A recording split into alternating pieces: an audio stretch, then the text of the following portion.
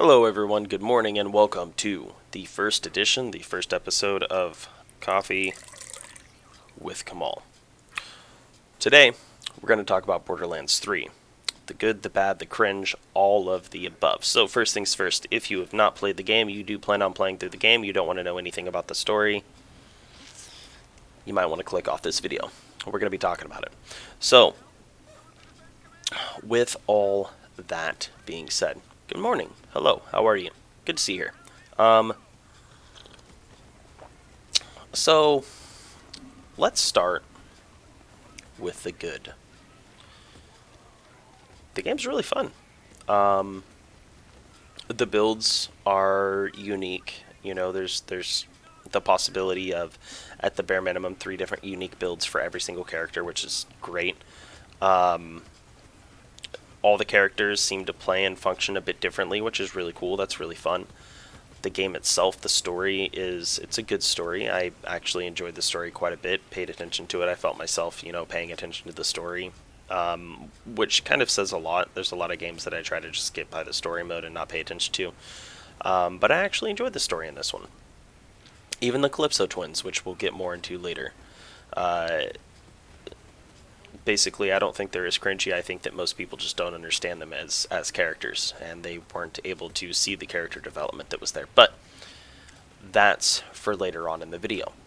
So yeah, it's really fun. The game looks really good. I really like the art style. The guns, each legendary gun feels super unique to shoot. And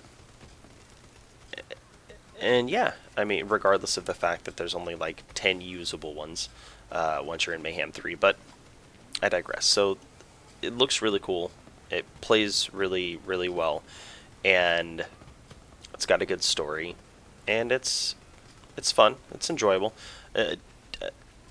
Basically, TLDW, I would suggest it if you're not looking for a continuous in-game gameplay loop, which I guess kind of leads us into the bad. And now, Borderlands 3, I got bored about halfway through my second character's first playthrough. So I played through with Zane, and I got to the point where I was doing Mayhem 3 somewhat successfully sometimes. Listen, Zane is a team player. He's a CC type character. He's not good solo. I'll come out and tell you that right now. Don't play Zane if you're planning on being a super heavy solo. Like, he's got amazing CC and he can control the battlefield, but he doesn't do enough damage to really kill anyone unless you have the right mods in the game, and then you're just sitting there cycling games, leaving and getting back in, leaving and getting back in, finding the specific mods so that you can use the weapons that you want to use. I digress. So about halfway through my story mode campaign playthrough with Flak, it hit me. There's no point to level up Flak. There's no point to level up Amara. There's no point to level up Maze. Maz. There's no point to level up Maz. And I think that is because, well, the in-game gameplay loop isn't really fulfilling.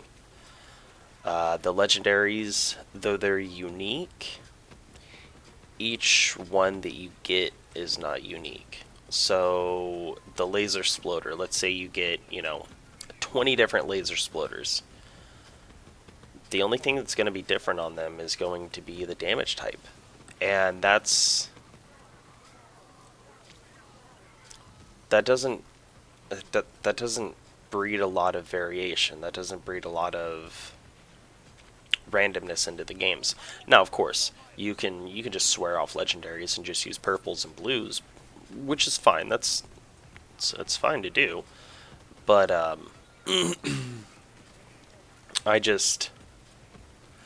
don't know. I realized that for someone like me, the in-game gameplay loop wasn't really that enjoyable, and that was only after about 100 to 150 hours. And you may be thinking to yourself, well, that's pretty fucking good, 150 hours. And yeah, you're right. That's pretty good. 100, 150 hours in a game before you get bored of it, that's pretty solid. At Destiny 2, I got 300 hours before I was bored with that one. Warframe was close to 1,200 hours, I think. And I still occasionally will get on and play Warframe, just not even nearly as much. I think I ran a couple missions last night as Gauss, just to derp around. But I found it very repetitive, and just it didn't really feel like there was much of a point to it, because you're just killing the same bosses for the same items, to kill the same bosses, to get the same items, to kill the same bosses, to get the same items, to kill the same bosses, to get the same items. And it's like, that's just not fun for me. You know, it's just not enjoyable for me. So, yeah, I mean, looks good, plays good, it's fun. The in-game gameplay loop, it's pretty boring, at least to me. Now, I don't know if it was earlier in this video or in another video that I tried to record before this, where I said it, but I'm not the kind of person that's going to tell you if you should or should not buy a game. Would I say the game is worth $60? Yeah, I'd say it's worth $60. You know, getting the amount of enjoyment that I got from it, I could recommend it as a game that's worth the money. Now, if I played more, if I played other characters, maybe if I started with a character other than Zane, would things be different? I don't think so. I don't think I'd really feel any different about it, just simply because I would still be in the same position where it's like, okay, well, I have a bank full of legendaries. Any character that I build, I already have the gun that I would want for that character, so all I would need to go and get is maybe a class mod and a shield, but I already have a plethora of shields and a whole shit ton of class mods, so probably not at the same time. So I mean, I don't know. I feel like the RNG and the guns are not there. I mean, every gun that you get, you're just rolling a 4-sided die, 5-sided die. You know, there's no such thing as a 5-sided die. You know what I mean? To try to get the damage type that you're looking for. And I just found that to be pretty lackluster. It's one of the reasons that when Anthem first came out, I was like, yeah, no, I'm not gonna buy that game. And you know, I had a whole bunch of people that were like, oh my god, bro, this game's gonna be so good. I'm like, okay, let me ask you though, the game comes out in 2 weeks. What do we know about the end game? Oh man, we know that the end game's gonna be so good. But what have they shown us? I get that they keep telling us that the end game is a very big focus and that it's going to be so good. But why are they refusing to show us the end game? Why are they refusing to tell us about the end game? Why do they keep saying that the end game isn't going to be revealed until the game's released? That's kind of the entire purpose of a game like this. So why are they not showing us? And for that reason, I won't even acknowledge the game as a potential money sink, as a potential time sink. And I was right. Shocker. Not that I was right, but that they were hiding the end game because there wasn't one. You know, the game came out and they're like, "Oh yeah, our end game is we got 2 missions for you for the end game stuff, and you know, 1 boss that you can kill." And it's like, okay, that's not fucking end game. That's not an end game. That's not. I don't know what you think end game is, but having 2 high-level missions doesn't mean that you have an end game system. Like, that's like me having a shoe and a fucking a glove and saying like I have the full outside attire to go play in the snow. No, I don't. If I'm going to go play in the snow only wearing 1 shoe and one glove, I'm also obviously going to need a bottle of whiskey. Duh. I mean, fuck. Um, but yeah, that's a little bit of a tangent, a little bit of a tirade about Anthem and other games. But yeah, I mean, the in-game gameplay loop just wasn't one that I found enjoyable, wasn't one that I found good enough to keep me around. And let's talk about the cringe. So, I don't typically pay a lot of attention to the story in games. Anyone that's been a follower of this channel or of me for a while knows that I've been playing WoW since I was a teenager. I'm now 31 years old. Couldn't tell you shit about the lore. I don't care. I don't care about the lore. I don't care about the story. It doesn't really affect me on how I play a game one way or another. Witcher 3. Witcher 3 I got 2 years ago. And it really changed the way how I attack games. So I played through The Witcher 3. And when I played through The Witcher 3, before I played it, everyone was telling me, oh man, the story, you've got to pay attention to the story. Like, this is, you're basically playing a novel. And I'm like, I like books. I like a good story sometimes. Like, I like watching shows that, occasionally shows or movies that have good stories. Alright, I'll take it a little bit slower. I'll try to handle the game a little bit differently. I'll try to attack it differently. And I put a lot of emphasis when I played through The Witcher 3 on the story, and holy shit. I was amazed. I was completely amazed. I was engulfed in the lore of the game, the story, and just like everything about it. It became an obsession, for a while. And so it really kind of changed the way that I play through games. So if it's a game that I play through and I play through the campaign, I'll typically try to pay a little bit more attention to the story and the universe behind the game, just because The Witcher 3 has shown me that, hey man, it's a video game, but it can have a really, really good story in it. And I mean, I think the last game prior to that I played for the story was Final Fantasy X back when I was fucking 16 years old. So, there's that. So I paid attention to the story. And I started seeing a lot of videos talking about how cringy and unnecessarily over the top, or unneededly over the top, the Calypso twins were. And then I got to the end of the game.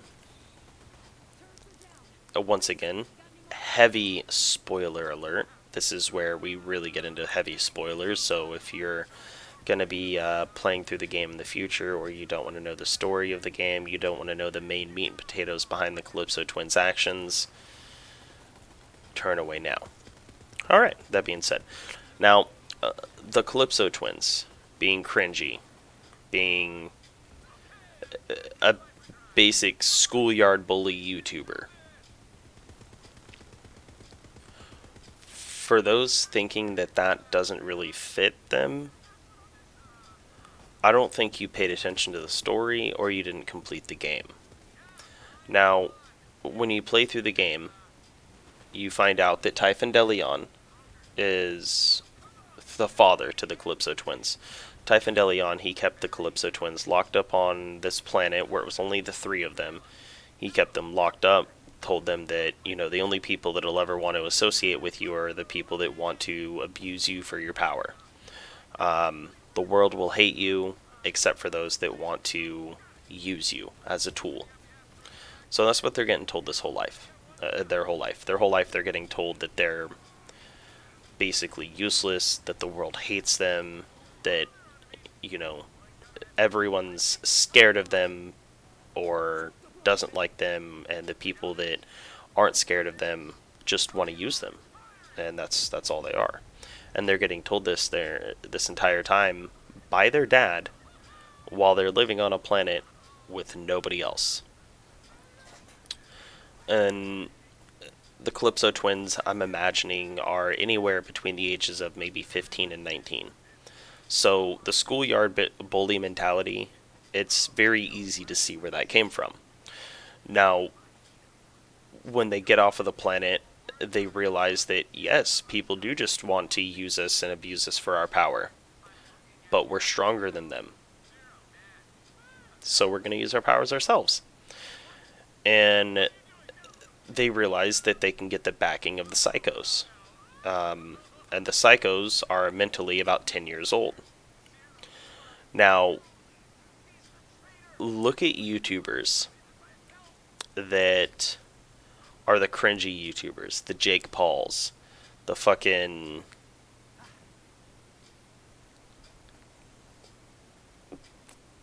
the Jake Pauls. I don't know any other YouTubers really, any like cringy YouTubers, but like the fucking the King Bonks and people like that. You know, the people that got themselves famous being hella cringy on social media.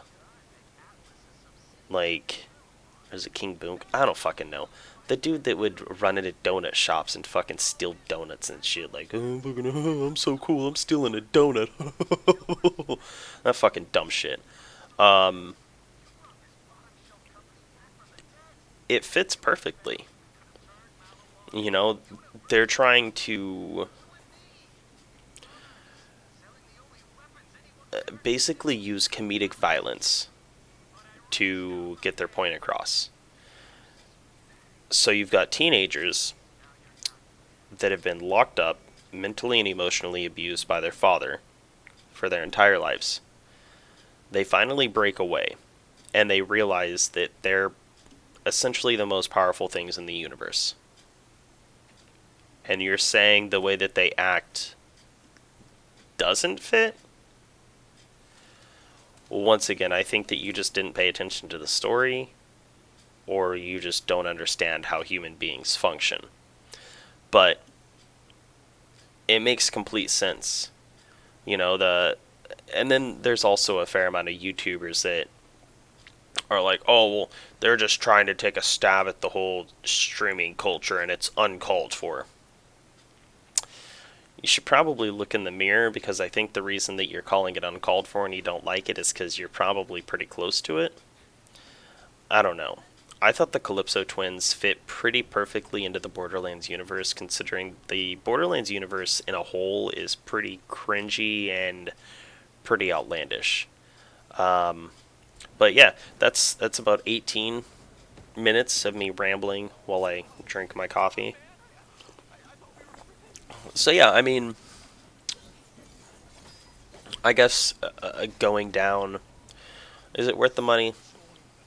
Sure. Yeah. Is the end game good? Depends on how expansive you want your end game. Do I think the end game is bad? No, I wouldn't say it's bad. Do I think it's expansive enough for someone like me? Not even close. The negative reviews that people are giving based on the characters or the humor in the game, it's fucking Borderlands, you know? Like, I think it was a Kotaku article, or maybe Rock Paper Shotgun, one of those stupid ass fucking game review publisher sites, journalist sites. They were like, it feels like Borderlands, just more of it. And it's like, yeah. If I got a Gran Turismo game and it felt like Tekken, I'd be pretty pissed off.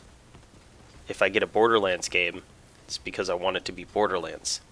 If you got this game expecting it to be something else, you're an idiot.